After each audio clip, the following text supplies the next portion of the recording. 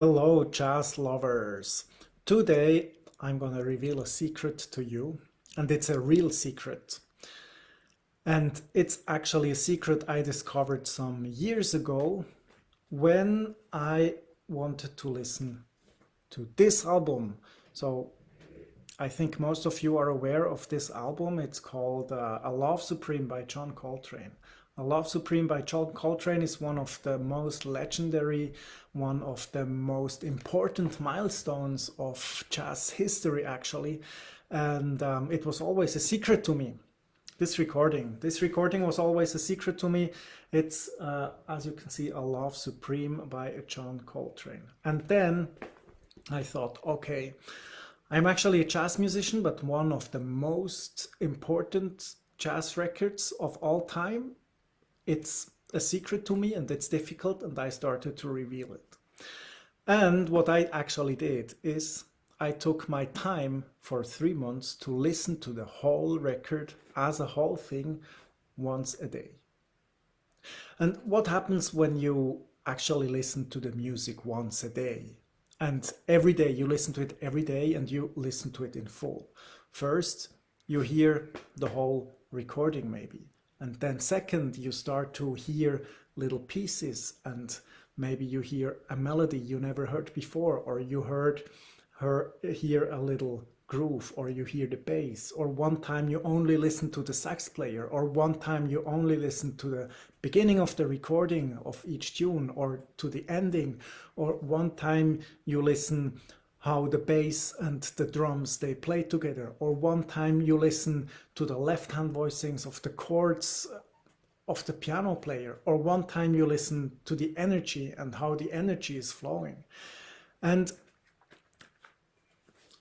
I mean, it's an absolutely great concept, and it's a great composition. And there is the story that John Coltrane actually spent 7 or 9 days up in the attic of his house, and then he didn't barely eat. He slept there, so his family, his wife, they haven't seen John Coltrane for a few days. And then when he came down the stairs, his wife, Alice Coltrane, was quoted that he actually came down with the score in his hands, and she said he looked like Moses coming down from the mountain.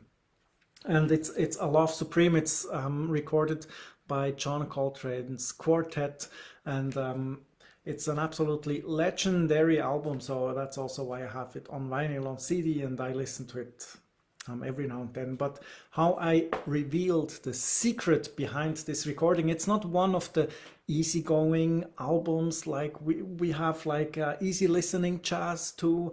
So we have like mainstream jazz that is maybe easier to understand, but from a musical and from an artistic standpoint and from a music history standpoint, this one is one of the most important recordings.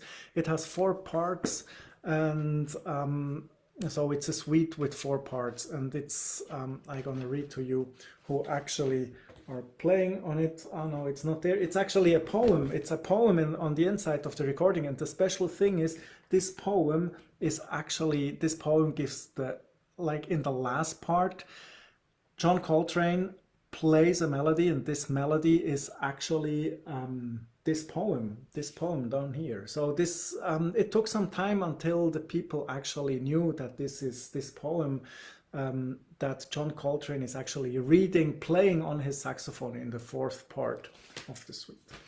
And so when you listen to a recording every day, or just all the time, again and again and again and again, it gets more sharp what you're actually understanding.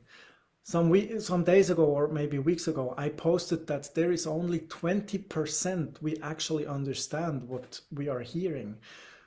And when you're not like a native jazz speaker, nobody's a native jazz speaker, it's not our first language we learn, but when you learn to understand jazz, you learn how the phrases work, how the notes work, how the ideas work, and the more you listen to it, the better your understanding gets. And with this album I had a bit, it was a bit tricky for me. It was a bit difficult for me in first place, but then I listened to it every day, 3 months, every day in a row. And then I started to dig deeper, to dig deeper, to dig deeper. And then actually I understood what is behind this recording. And now it is one of the most fantastic albums for me. And that's really, so I really enjoyed this process and it was fantastic. And I got so deep into it and I know so many places of this recording so good. And there are actually more.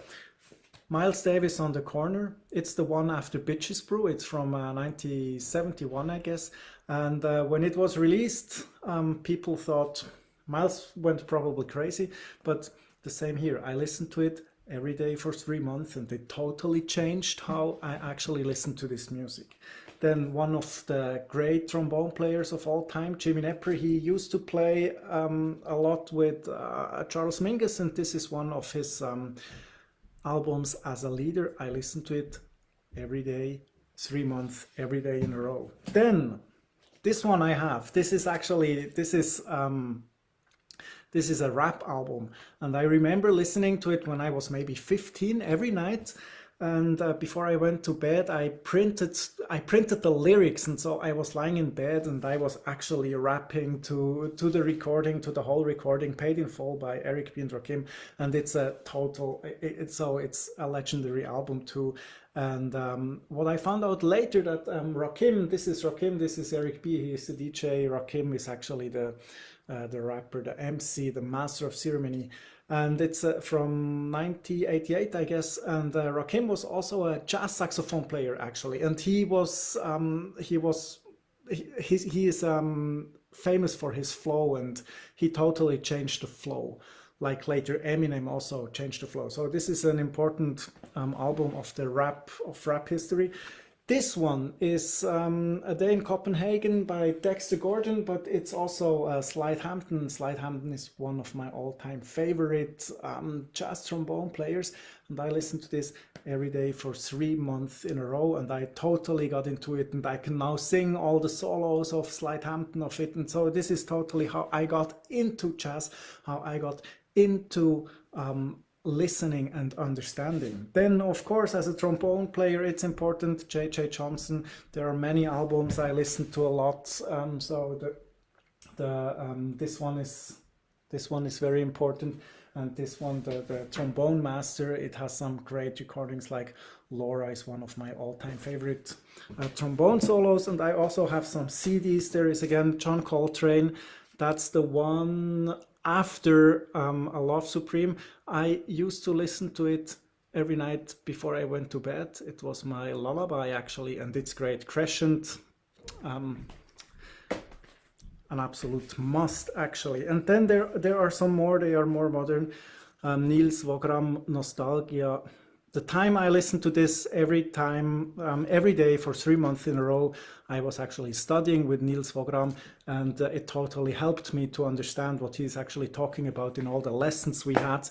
Then this is probably the last one. It is Anti-Hero by a great contemporary band called Kneebody, and a special thing about Kneebody is that they also produce their music really well. It's not really well played, not only really well played, but it's also really well produced. And so all the production techniques and why is the snare sound in this track different than here in this track, and what are the electronics effects on the Fender Rhodes, on the trumpet, on the tenor saxophone, what are they? And it really helped me to get into this record that I just listened to it every day for a couple of weeks or a couple of months. And then Frank Zappa is too. Rocks and Elsewhere, I listened to it every day for 3 months. And there are some great compositions, great trombone solos. This is a total killer album. And actually now, I think just 2 or 3 years ago, they actually released the video, and I always knew that there will be a video because Frank Zappa is talking about the cameras in the room and in the audience, and so the whole fan community of Frank Zappa was waiting for the release of the video for decades, and now it's actually out. And last but not least, this is Kwong Wu, Bill Frisell, Stomu Takeshi, and Ted Poor. It's more an improvised album, and I listen to it like every day for 3 months in a row. And I think this is maybe, I mean, streaming, you can talk a lot about streaming. You can say streaming is good, streaming is bad, whatever you want to say. What I think the problem with streaming is, or what gets lost with streaming, that you can have all the music in the world on your phone, in your pocket. You can always listen to all the music there is on Spotify, on your favorite streaming platform. And people start to jump around and listen to this, listen to this, listen to this. And after 2 weeks, so release radar every Friday, and 3 weeks later, you don't know anymore what you actually listen to. And I think what gets lost is this process of getting into a record. And as I said, this album is not the easiest one to listen to, but it is one of the great milestones, artwork. So this is really a game changer for me, this album. So if you're interested in getting deeper into jazz history, A Love Supreme by John Coltrane is an absolute must, but it takes some time to understand the record. And the thing is, just start with listening to it. Maybe you just listen to the first piece several times, and then when you think it's difficult, you take some time, you get on the sofa or you lie down, you take some time for yourself, and then you listen to it, and you listen to it the next day, and then the next day, and then the next day. And after some time, you will realize that you start to understand what's actually going on. And then what's also helpful is always to do a little bit of research and see what's the story behind. Why are the people actually talking about this album as a masterpiece? And the more and more you know about an album, it helps you to understand. And there is a deeper understanding of the listening of what is actually happening in the music. It can also, you get a different access, and it's not only your brain gets, or it's actually not your brain that gets access. It's actually your feeling. You can really immerse into the record if you listen to it many times, and if you get some background information about it. So that's what I wanted to tell you today. So how I revealed the secrets behind the most legendary jazz record in history. That's A Love Supreme. Take your time. It's not a fast thing, but I mean, we're here on earth for many years, and you have time to get into music, and it's totally worth it. So yeah, Maria Luisa, nice, you're commenting on this.